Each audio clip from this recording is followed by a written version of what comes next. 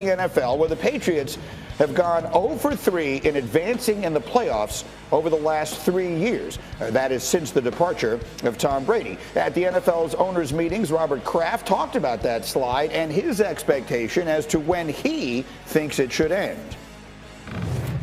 I'm a Patriot fan, big time, first. And more than anything, it bothers me that we haven't been able to win a playoff game in the last 3 years.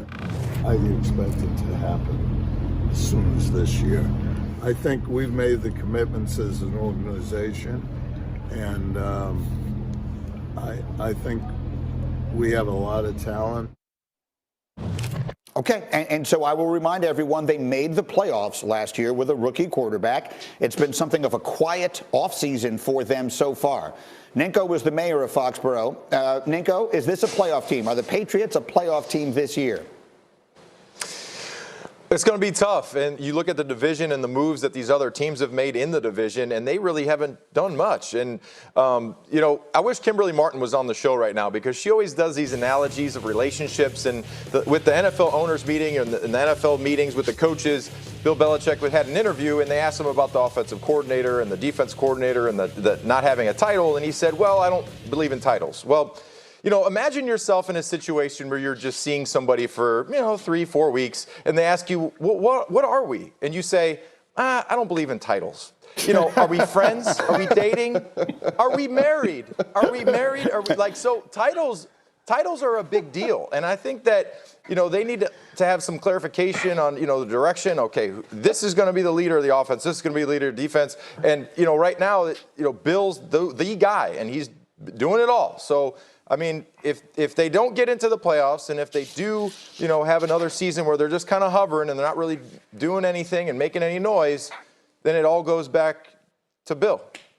That is the reality of the situation. Look, and he is the greatest coach of all time. No one sitting here is questioning that or questioning his legacy. But we certainly can question how good they are when we stack up, Marcus, an unprecedentedly good AFC. I could easily name 7, 8, 9 teams that I think are better than them at this moment in time. So Bob Kraft wants to win playoff games, Marcus. Are they even going to get there? Cry me a river, Bob Kraft. I'm a Dallas Cowboy, okay?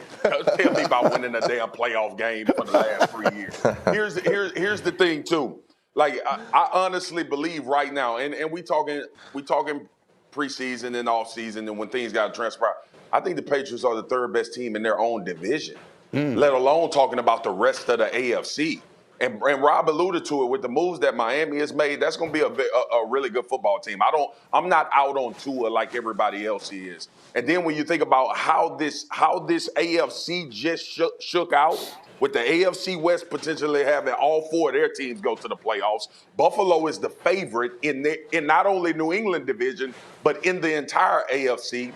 The Baltimore Ravens are going to be healthy this year, people. The Pittsburgh Steelers may be better with Mitchell Trubisky as well. We know what Cincinnati did. This is going to be a tough road. That's why we had the earlier conversation about who is going to have more success between Aaron Rodgers and Patrick Mahomes. Don't you believe I don't factor the NFC in that Aaron Rodgers' path is has way least resistance than what Patrick Mahomes will have to face on his way trying to replace Tyreek Hill. It looks tough for the New England Patriots. Bill Belichick is their head coach, though, and you got to give some credence and validity to that. No, I'm with that. And obviously, when you say they're the third best team in the division, I see it that way, right? Jets 1, Bills 2, and then Patriots 3. Mike Tannenbaum. You are Jeff Saturday high. You know what? Even I will acknowledge that freely. Tannenbaum, how about it? You are a graduate, as you said yesterday, of the Bill Belichick title-less program. What do you think of the Patriots this year? Well, I see it different than Swagoo. While he's not out on Tua, I've never been in on Tua, and that's why I think the Patriots are better than the Dolphins. They have the best Alabama quarterback in the division. Now, I will say this. When you go back to the playoff loss between Buffalo and New England, as Hembo reminded me, Buffalo had 6 explosive plays in that game. New England only had 2. So if I'm New England, I need a difference-maker, explosive offensive player. But here's the problem. 2 years ago, your corners are J.C. Jackson and Stephon Gilmore.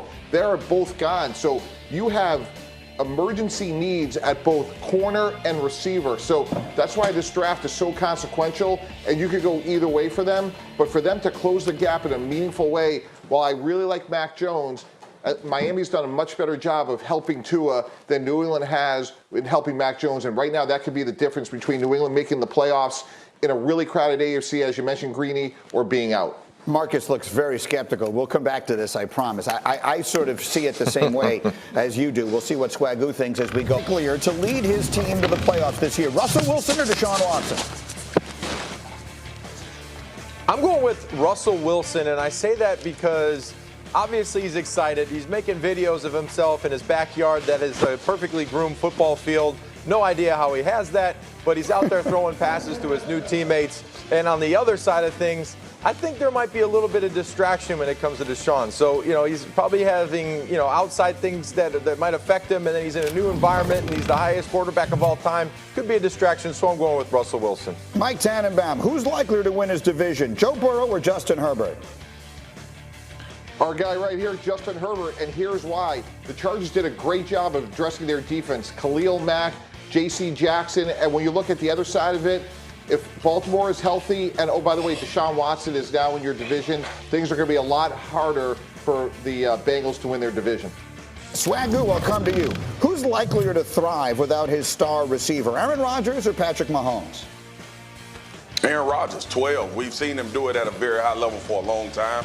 And we actually saw him go to Arizona last year without any of his receivers and be able to win a game against the Arizona Cardinals team that was really good. I don't know what Patrick Mahomes looks like without Tyreek Hill in the offense. I know everybody thinks it's going to be fine, but I'm going to reserve until I see Patrick Mahomes do it without Tyreek Hill. But I know Aaron Rodgers can. He'll elevate those guys around him, and they'll draft somebody that can get over.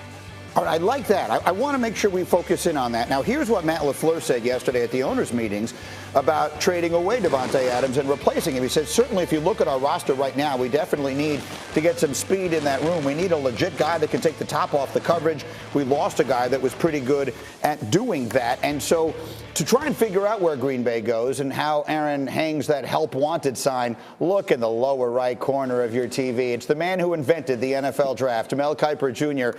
is ready to go. And Mel, I will start with you. Is the solution for Aaron Rodgers' problems, they lose maybe the best receiver in football, is the solution sitting there waiting for him on April 28th? And if so, what's his name? Could be. At 22, Jamison Williams, wide receiver out of Alabama, could be there. But 21 is New England. We know about the Belichick-Saban connection. 12 players from Nick Saban at LSU and Alabama have gone on to be drafted by Bill Belichick. 8 came from Alabama, 4 from LSU.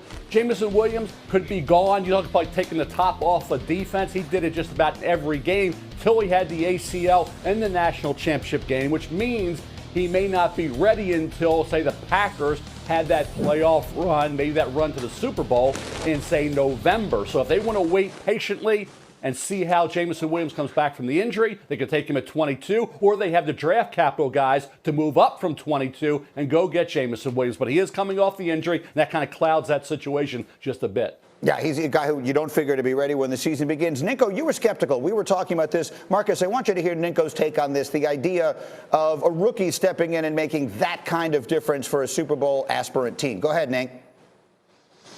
Yeah, you look at some of these receivers, and if you're from Alabama and you're from the South, and you go up to Lambeau and you're playing in December and you're trying to catch a stone, I really think that as a rookie, it's really, really, really hard to come into a new spot, move to a new city, and be the guy to help your team win a Super Bowl. And I know we've seen Chase do it last year, but listen, 38 receptions are the most receptions from any rookie receiver from Aaron Rodgers. So if they plan to go and draft a first-round receiver, he's going to have a lot more than 38 catches to lead that team to a Super Bowl or deep into the playoffs. So, for me to say that they go draft somebody and it's going to change this whole team, it's not going to happen, especially if you're in the conditions, the weather, the elements, negative 15 degrees in the playoffs. I just think it might be a far reach there to say that they go draft somebody in the first round and they're automatically back.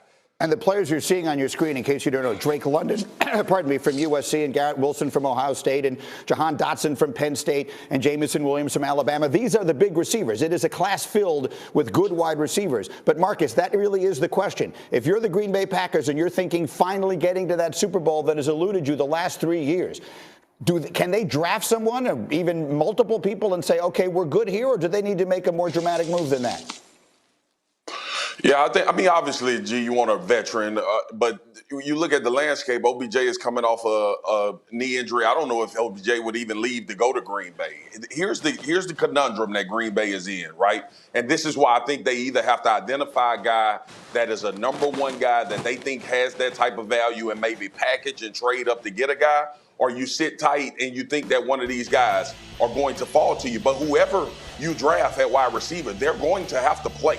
They're going to have to be a big part of what the Green Bay Packers are going to do. They do not have a number one wide receiver at all. So your evaluation, if you're in that office, if you're in that front office, you coming in and you telling Aaron Rodgers, hey guys, this guy got to get more than 38 balls. And the one thing I know about Aaron Rodgers, if you can get open, he will put it on your hands.